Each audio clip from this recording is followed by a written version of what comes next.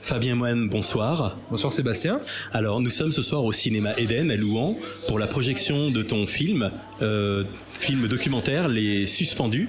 Est-ce que tu veux bien nous en dire quelques mots s'il te plaît ? Oui, c'est un film qui a été tourné entre janvier et mars 2022, qui est sorti en salle en mai 2022 et qui est encore à l'affiche 13 mois après, et qui témoigne de la réalité invisibilisée des soignants suspendus, mais globalement de la situation des personnels suspendus dont tu fais partie, parce que tu n'es pas soignant, mais tu as quand même eu à vivre une suspension, mais comme des jardiniers, comme des plombiers, comme des agents d'entretien, comme tout un tas d'autres professions qui ont pu être amalgamées de manière assez inique et injuste, dissimulée, hors du cadre du travail, hors de la Constitution. Et donc le but de faire ce film documentaire, c'était d'apporter un témoignage qui n'existait pas dans les médias, et donc 90% du public à peu près n'avait pas connaissance, pour susciter un débat. C'est pour ça qu'à la suite de plein de projections, de la plupart des projections, il y a des débats pour qu'il y ait un dialogue citoyen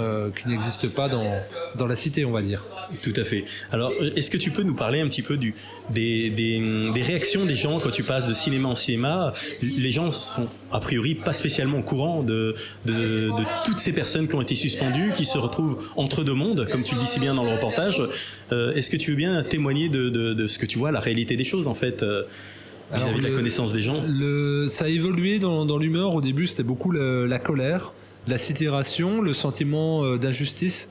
Donc, il y avait beaucoup de décharges. C'était un peu noir parce que forcément, les gens avaient vu qu'ils pouvaient pas le déposer dans leur famille parce qu'on leur collait des mots étiquettes ou en leur disant ils l'ont choisi, ils assument, ou on parle pas de ça, ou c'est des antivax, c'est des complotistes, c'est des traîtres, c'est des lâches, c'est bien fait pour eux. Donc il n'y avait pas d'espace de débat parce qu'on peut avoir ces opinions-là, mais de dire je vais entendre la réalité.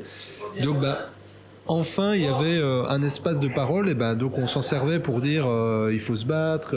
Donc c'était beaucoup de la colère. Puis avec le temps, et d'ailleurs il y a des gens qui partaient au bout des 2/3 du film parfois, ou qui me disaient c'est insupportable la fin parce qu'elle était positive. Et donc les personnes n'étaient même pas capables de garder le positif du film parce qu'ils tournaient en rond sur la colère.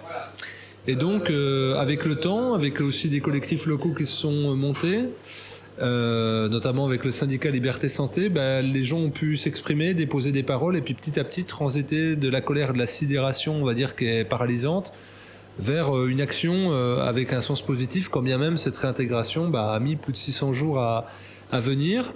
Et aujourd'hui, on voit des personnes qui viennent, mais avec l'enthousiasme de la fin du documentaire. Donc je pense que c'est tout le travail global que la société a fait avec... le film a été un support comme tant d'autres. Il y a eu bien entendu les collectifs unis comme Elsa et Ruyère qui ont fait un travail de fond aussi, les antennes locales du SLS, le collectif Les Essentiels de Jean-Louis Blondeau, bref, plein d'initiatives plus ou moins connues au niveau national qui ont permis de transformer cette colère, cette rage et ce sentiment d'injustice en quelque chose qui soit tourné vers du beau, tout simplement, que ce soit d'un point de vue artistique ou de la réalisation locale. Je te remercie. Tu vas passer le micro à Aurélie, juste à côté de toi. Aurélie, tu es sage-femme. Est-ce que tu veux bien te présenter, s'il te plaît ? On te voit dans le documentaire, mais est-ce que tu veux bien te présenter à la caméra ? Ok. Aurélie Collin, donc sage-femme, 20 ans d'exercice hospitalier, fonction publique hospitalière.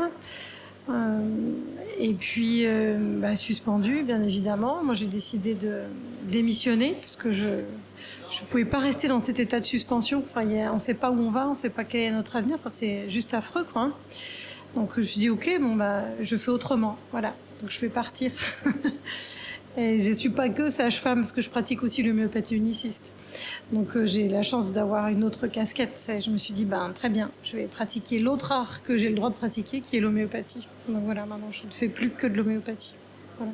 Et c'est donc une fin heureuse que tu présentes dans ce documentaire. Oui, qu'une autre voie est possible.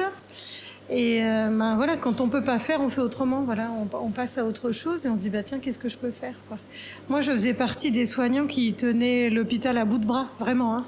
Dans toutes les commissions, dans toutes les actions, oui. Sauf que je pense que j'étais pas loin du burn-out. Hein. J'en avais déjà fait un, donc voilà, j'étais pas loin de ressombrer à nouveau. Donc souvent, je dis que la crise Covid, elle m'a sauvée. Parce que si j'étais restée dans l'établissement, j'aurais sombré, c'est sûr. Hein.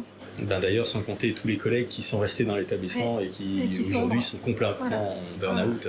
C'est ça. Pour la plupart. Moi, je suis toujours en lien et c'est dur. Elles viennent pleurer chez moi. Hein. On est dans cette réalité-là. Pourtant, c'est le joli monde de la gynécologie obstétrique. Hein. Ah bah, c'est dur. C'est vraiment dur. Merci Aurélie, en tout cas, pour ton témoignage. Fabien, est-ce que tu as un dernier mot ? Oui, c'est de dire que malgré la réintégration, il reste encore beaucoup de souffrance. Soit ceux qui n'ont pas pu être réintégrés parce qu'ils sont encore en sidération, en difficulté, donc ils sont en arrêt de travail, soit qui sont encore en train de se poser des questions puis qui utilisent leur jour de congé pour réfléchir, parce que quand bien même au bout de 600 jours, ils se demandent comment ils vont être accueillis, comment ils vont pouvoir retravailler. Et puis il y en a de manière concrète qui sont en souffrance parce que le lien est dur à refaire avec les collègues ou avec l'institution ou avec les cadres des services. Donc cette souffrance, elle est encore là. Et puis le système de santé ne s'est pas amélioré, bien au contraire, il est en plein effondrement. Donc il y a vraiment une crise du soin qui mériterait même un autre documentaire spécialement dédié à ça. Donc de toute façon, il n'y a pas de... On va dire il y a une continuité. Si le documentaire est encore diffusé, c'est parce que les valeurs de fond qui sont portées dedans, quand bien même il y a la réintégration, elles doivent continuer à être portées.